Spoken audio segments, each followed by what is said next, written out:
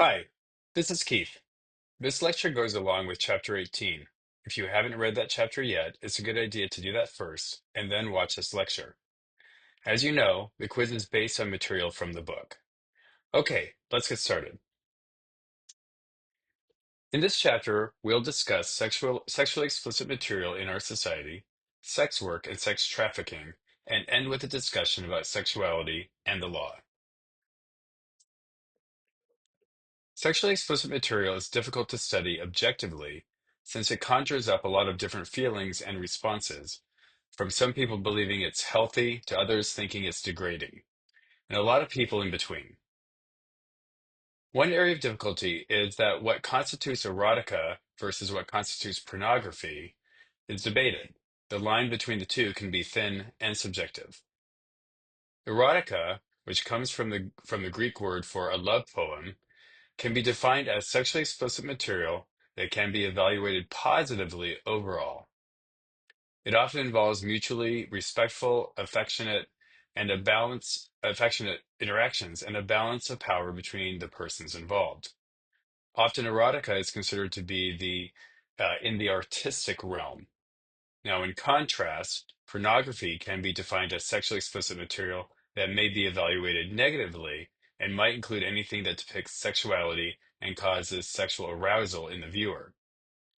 But as you may be thinking, pornography doesn't necessarily have to be negative, and erotica may not be positive. Again, a piece of a sexual material may be sort of hard to define.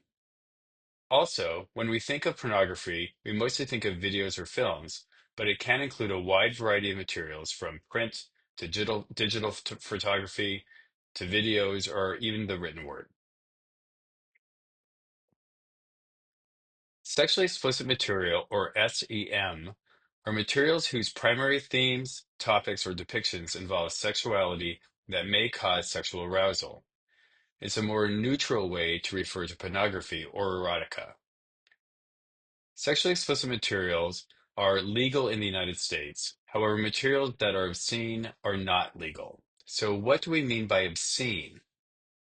Obscenity, from the Latin for filth, generally implies a personal or societal judgment that something is offensive. Material that depicts the use of violence or degrading or dehumanizing situations are common themes that are considered obscene. But again, you can imagine what is considered obscene by one or even many people may not be seen as such by some people. SEM has become an integral part of popular culture. Before the internet, books and magazines, as well as live entertainment, were common mediums for SEM. However, technology in the past few decades has changed how SEM is consumed. We now have the internet, cable, and on-demand television and films. Now, in past decades, most SEM was marketed to heterosexual men, but the internet and other technology-delivered options has provided ways for women and groups who may have had more difficulty accessing SEM has given them more options. As such, women are increasingly becoming consumers of SEM. Many people use SEM of various types and themes. In a large national survey of over 2,000 adults, they found that 44% of 18 to 24-year-old men and 54% of 18 to 24-year-old women have read erotic stories in their lifetimes. 17% of 18 to 24-year-olds use a phone app related to sex in their lifetime. The majority of adults had looked at sexually explicit magazines in their lifetimes, although the percentage was lower among 18 to 24-year-olds. 29% of men aged 18 to 24 and 48% of women ages 18 to 24 had sent a nude or semi-nude photo of themselves to someone else. 73% of men ages 18 to 24 and 48% of women ages 18 to 24 had watched sexually explicit videos in their lifetime. So that was one study. Another study by Braithwaite in 2015 found that about one-third of U.S. college students reported viewing sexually explicit videos in the past 30 days. Reasons have not been thoroughly studied, but a study by Paul and Shim in 2008 looking at motivations for viewing pornography found four overall motivations. One, to build or maintain relationship. Two, to manage one's mood. 3 out of habit, and 4 for the purpose of sexual fantasy. But more work needs to be done to understand reasons for SEM use. So overall, what are the themes, content, and actors that are found in sexually explicit videos? Although not that much research has been done in understanding the themes and content of sexually explicit videos, or SEV, there are a few emerging themes. First, mainstream sexually explicit videos typically target male heterosexuals and portray stereotypes of male sexuality, like dominance, having an enormous penis, and lasting a long time before ejaculation. Studies show that while the vast majority of activities are depicted in sexually explicit videos are consensual, they portray differing levels of objectification, power, and violence. For example, women actors were more likely to be objectified overall. About 46% of scenes in one study showed equal amounts of dominance and submission between men and women. And with respect to violence, in 37% of scenes, more violent behavior like spanking was directed toward women.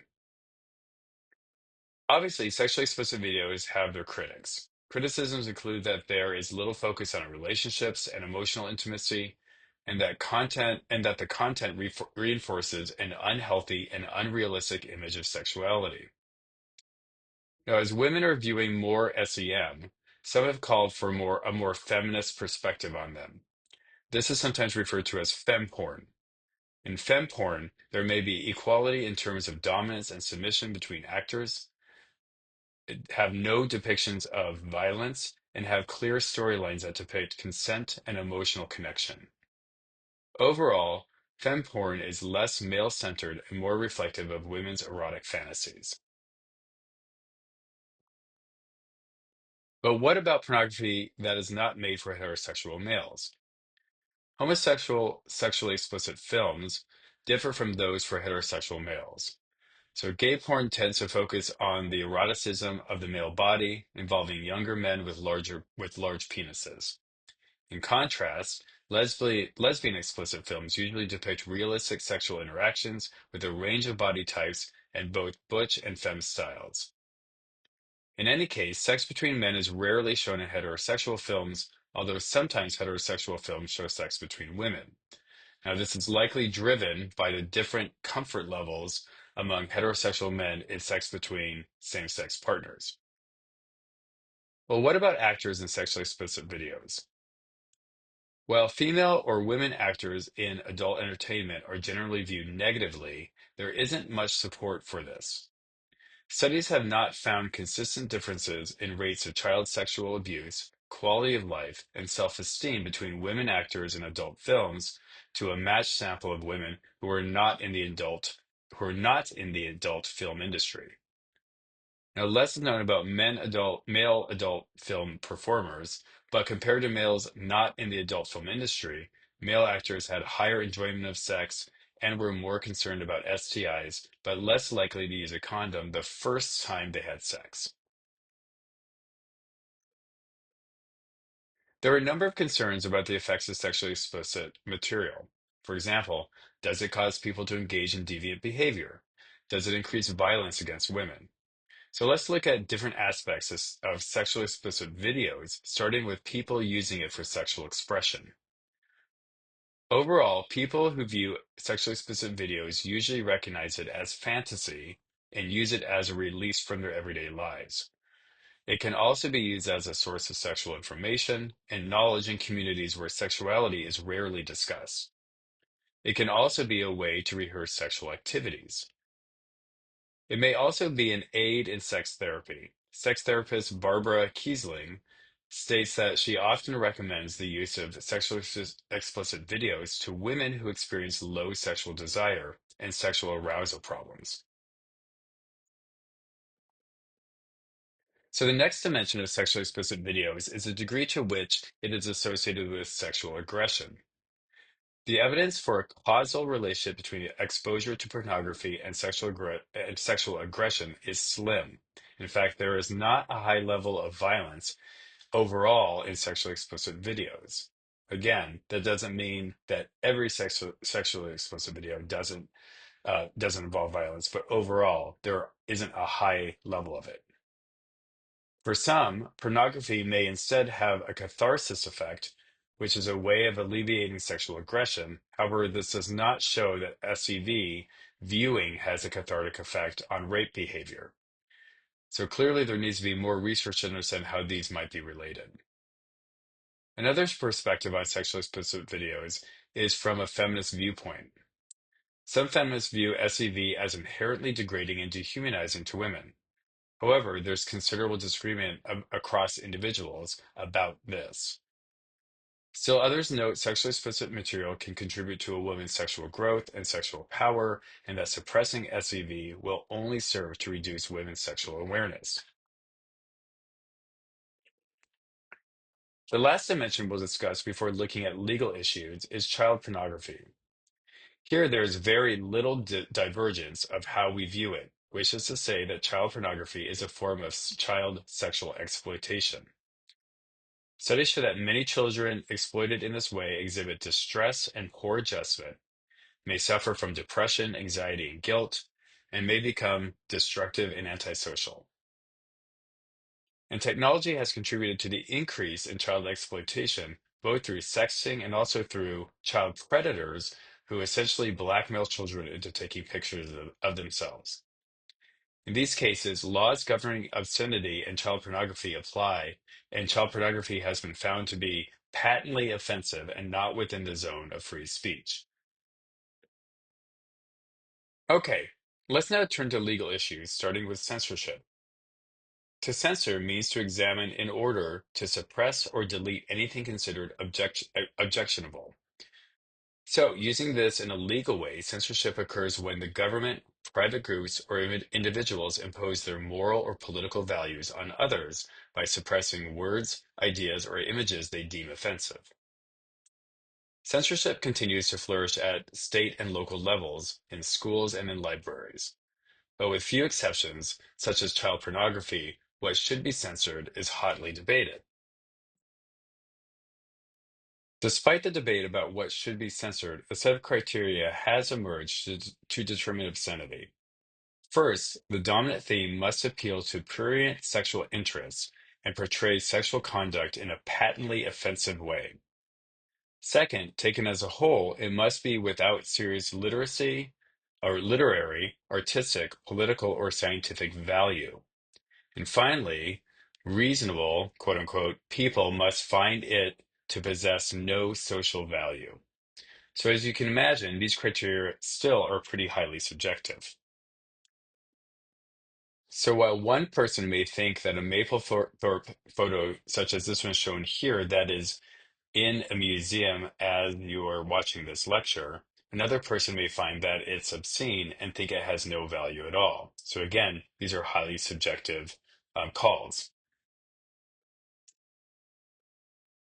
Now, our inability to find criteria for objectively defining obscenity makes it potentially dangerous to censor such material, as it might result in restricting free speech that otherwise is guaranteed by the First Amendment. And historically, at least in the US, we have been highly protective of First Amendment free speech. Certainly, while there is high agreement that child pornography is exploitive and obscene, laws intended to prevent child pornography and protect children invariably come up against the conflict to protect the First Amendment freedom. For example, the Child Online Protection Act of 1998 required that an adult ID was needed to access adult materials online. This law has been blocked twice by the Supreme Court because of First Amendment protections. Now let's spend a bit of time discussing sex work and sex trafficking. Historically, the exchange of sexual behaviors for money or goods has been called prostitution. As it is a pejorative term, more recently other terms have been used to emphasize the economic aspects. So terms such as sex worker and commercial sex worker have been used by sex industry workers to be more accurate and affirming as a descriptor. Sex work occurs in a variety of types. Women selling sex to men is the most common form, followed by male sex workers making themselves available to other men. However, while sex work has had some degree of autonomy by adults, Sex trafficking is a growing international market of people trapped in sexual slavery where they do not have any autonomy. So, how common is sex work? Well, different definitions of sex work and the secrecy that's involved make studying how common it is quite difficult.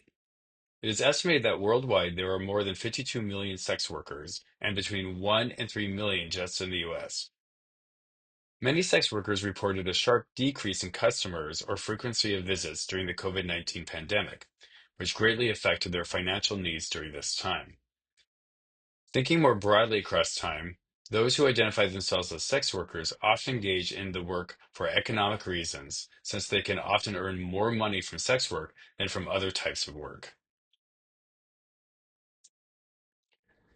How might some people be introduced to sex work? Child victimization is a likely background factor for both boys and girls' entrance into sex work. Many women especially begin working in sex work in their younger years, especially if they are fleeing abusive homes or have substance use dependence issues. Girls are usually introduced into sex work by pimps, upon whom they become emotionally and financially dependent. This is especially true for adolescent sex workers. Once involved, women are frequently abused by their pimps and run the risk of abuse from customers. And sex workers who solicit customers on the street are often referred to as street-based sex workers, and they are especially vulnerable to violence. Now, there is a wide range of motivations and backgrounds among those who enter the sex work industry. Certainly, there is a mix of environmental, social, financial, and personal factors that are involved. Studies show that adolescents who first start sex work are often depressed and unhappy, are runaways from home, and have a history of poly drug use. Sex workers are aware of the psychological and physical costs of sex work, including higher rates of STIs, mental health problems, and substance abuse, as well as in some cases, death. But their sense of self-worth may not necessarily be directly attributable to their work. In many countries, sex work has become part of the tourist economy, which makes it even more entrenched and difficult to get out of. Okay, let's end this section discussing different types of sex work. Street-based workers constitute about 10% of sex work in the US. This type of sex work is the most stigmatized among the different types of sex work. Street-based sex work is often entered into through substance dependence and addiction, and then is sustained due to financial instability. Street-based workers are more visible and more likely to be arrested, more likely to be beaten, robbed, or raped. They suffer more occupational hazards and have less control over their work, as they often are at the mercy of their pimps and johns. Another type of sex worker are those that work in brothels, which are illegal in most jurisdictions of the US, but are legal in counties that have less than 70,000 people in the state of Nevada. Sex workers who work in brothels typically have higher status than street-based sex workers, and their environment is safer. Now, in Nevada, brothels are regulated and require that workers be tested for HIV and other STIs. Since brothels are illegal in most places, massage parlors have filled in the need since the services that massage parlor-based sex workers provide are often disguised. Finally, call girls have the highest status, and this type of sex work has the least amount of social stigma. Call girls are sometimes called female escorts, and their work comes through contacts where they arrange to meet at the client's home or at a hotel. Generally, their fee is higher than, for example, a street-based sex worker. We've mostly been discussing female sex workers, but what about male sex workers? Most of what we know about male street workers is focused on street hustlers, which is the male equivalent of street-based sex workers. However, other types include callboys, rent boys, masseurs, sex workers who work out of gay bars, and kept boys. Less common are gigolos, which are heterosexual men who provide sexual services for women in exchange for money. Now, in contrast, the overwhelming majority of male sex workers sell their services to other males, and mostly identify as gay or bisexual. So, how do men get into sex work? Well, most males were introduced to sex work through the influence of their peers who make promises of easy money. Gay male sex workers engage in it as a means of expressing their sexuality and making money. In one study, the three most common reasons that male sex workers said they do it is for the money, for sex, and to have fun and be adventurous. Male clients and male sex workers typically insist on protecting themselves from HIV and other STIs. For example, in one study from 2014, only 12% of clients who hired male sex workers said that they engaged in condomless anal sex. Little is known about transgender sex workers. We do know that transgender sex workers begin due to financial distress, as they often may not be able to have meaningful legal employment because of discrimination. In addition, many clients of transgender sex workers more often have power in those relationships and in those sexual transactions, which may place the sex worker at higher risk for STIs and HIV. So, quite a bit more research needs to be done in this area. Finally, let's end this lecture by discussing sex work and the law. Female sex work is extensively prosecuted in the US, while the male patron is seldom arrested. While female sex workers are charged with things like loitering, the most common charge is solicitation, which includes a word, gesture, or action that implies an offer of sex for sale. There are those who favor and those who oppose the decriminalization of sex work. Those who favor decriminalization, for example, note that people should have bodily autonomy, the financial aspects of sex work, and that doing so would reduce their risk for HIV and other STIs as they could seek appropriate health care. Whatever one's stance is, treating juvenile prostitutes as delinquents overlooks the ways that they are victimized. Again, it may be more effective to offer juvenile sex workers counseling, housing, and job training. Now, for several reasons, female, male, and transgender sex workers are at higher risk for HIV and other STIs. First, some may be involved with injection drug use, which puts them at high risk for HIV and other STIs directly through sharing needles. Second, as a result of their work, they have higher numbers of sexual partners. And finally, in part because of the power dynamics between them and their clients, they may not use condoms with their customers. Male sex workers are particularly at high risk for HIV and other STIs because they engage in condomless anal sex and have a high risk clientele. The Joint United Nations Program on AIDS, or UNAIDS, notes sex workers face barriers in HIV prevention due to the criminalization of sex work and numerous restrictive laws and regulations. So, what do our laws have to say in the area of sexuality more generally? A basic tenet of our society is that all Americans are equal under the law. But as we know, state laws regarding sexuality may vary widely from how HIV is criminalized in some states and how some states now limit transgender care for minors to how we prosecute hate crimes involving minorities. Historically speaking, sodomy laws were used to target individuals participating in same-sex behaviors. Sodomy laws were intended to criminalize sexual behaviors that could not result in procreation, so for their proponents, they were considered crimes against nature. These laws were almost exclusively used to press charges against gay men, even though there are of course, sexual behaviors that heterosexual partners engage in that also don't lead to procreation. Now, in any case, in 2003's Lawrence et al. Versus Texas, the U.S. Supreme Court struck down the Texas law that banned sex between people of the same gender, thereby invalidating any remaining anti-sodomy laws in the U.S. Despite such rulings, discrimination persists in many areas of the life for LGBTQ plus persons, which has increased in recent years, especially towards transgender persons in the United States. As you know, same-sex marriage was also legalized relatively recently.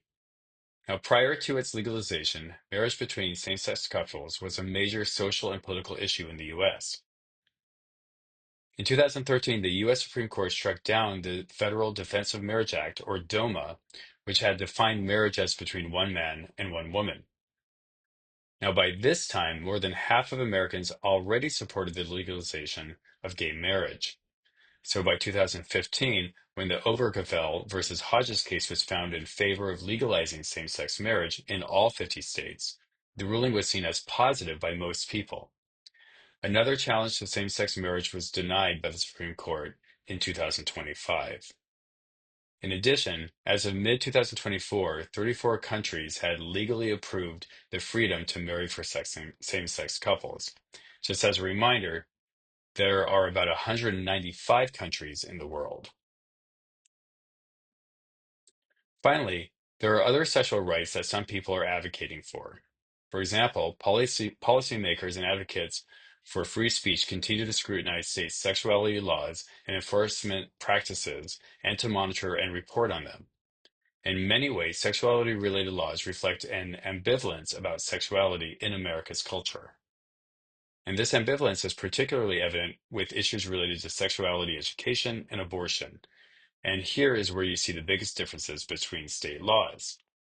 In any case, further legal protection of fundamental sexual rights is needed for people to fully attain individual sexual health.